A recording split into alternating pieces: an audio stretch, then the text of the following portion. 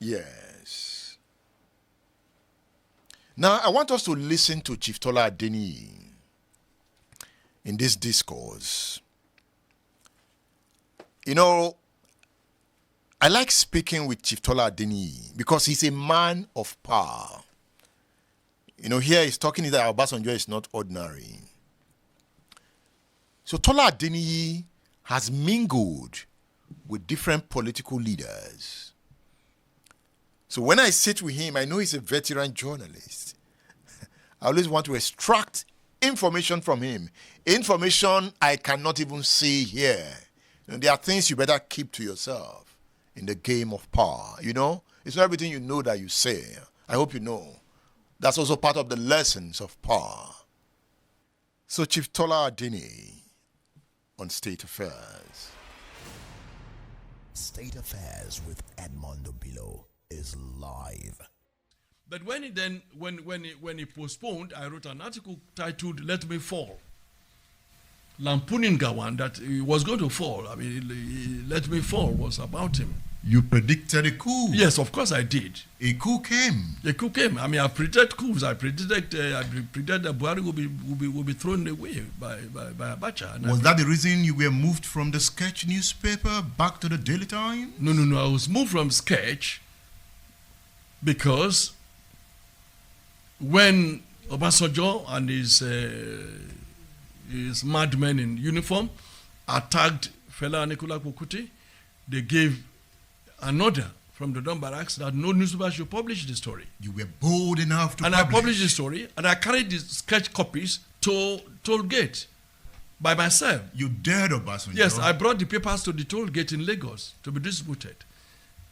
You hated Obasanjo. I didn't hate him. Remember, you wrote that Obasanjo should be tied to a moving vehicle, dragged along the streets of Nigerian state. Yes. Chief Adeniyi. Yes. Why did you say that of a human being? At that point in time, I thought that was what he deserved, that he should be tied to a moving train, a moving lorry, and driven around the whole country until his flesh and bones got melted in the tar. You were talking about his sitting head of state. He was sitting head of state, yes. You were not scared. I wasn't scared, no. Never been scared by anybody, never. And I would never be scared, because I don't believe in death. But that was hate that you described. Hate. It wasn't hate. What was it? He must have deserved that. He must have done something. What did he do? I think it was when he said the better person may never win. That, you know, and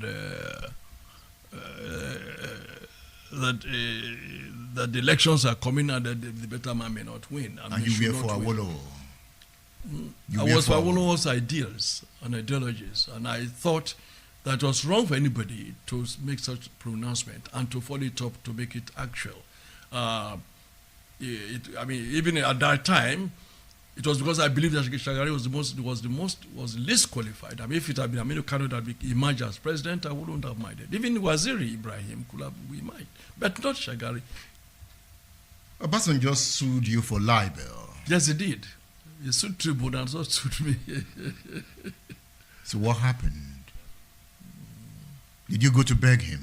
No. We met at Igbosere court. He pushed me, I pushed him. We both sat on the bench at Igbosere Magistrate Court. So what happened? Nothing. I think Tribune settled out of court with him, if I remember.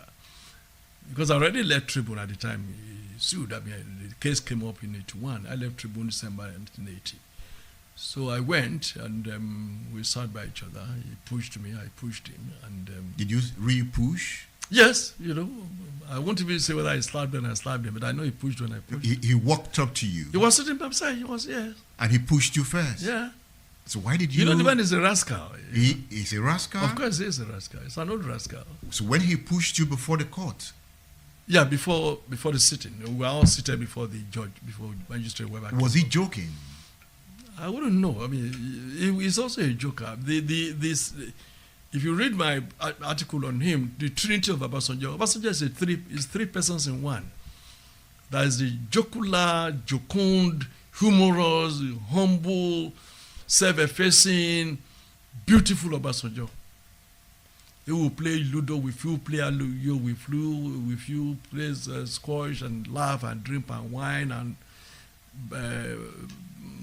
backslap you with your driver. He will run around with my driver, Clement, in Ota. Will be joking. My children rode on his horses and all that. I mean, that is one Obasanjo.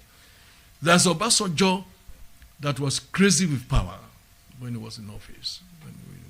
That is the animal in Obasanjo. Then there's the Obasanjo that is a women's man. Obasanjo that loved life. That Obasanjo that could not care less about whether you are rich or you are poor, whether you are going to die today or going to die tomorrow. That was another Obasanjo. So you are three of them in one person. Tell me about the animal Obasanjo in power. Obasanjo in power could be very ruthless because he, even more than Babangida, more than any other person, I think Obasanjo, give it to him, is the most political institute in this country. He is the one that knows power. Obasanjo knows the language of power. He knows how to deploy power. He knows what power is all about. He can be dirty about it? It could be anything. It could also be Machiavellian.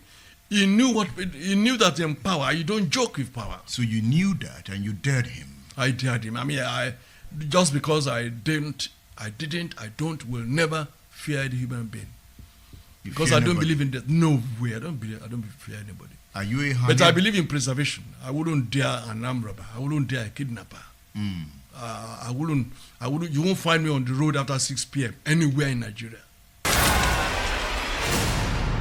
State Affairs with Edmondo Bilo is live.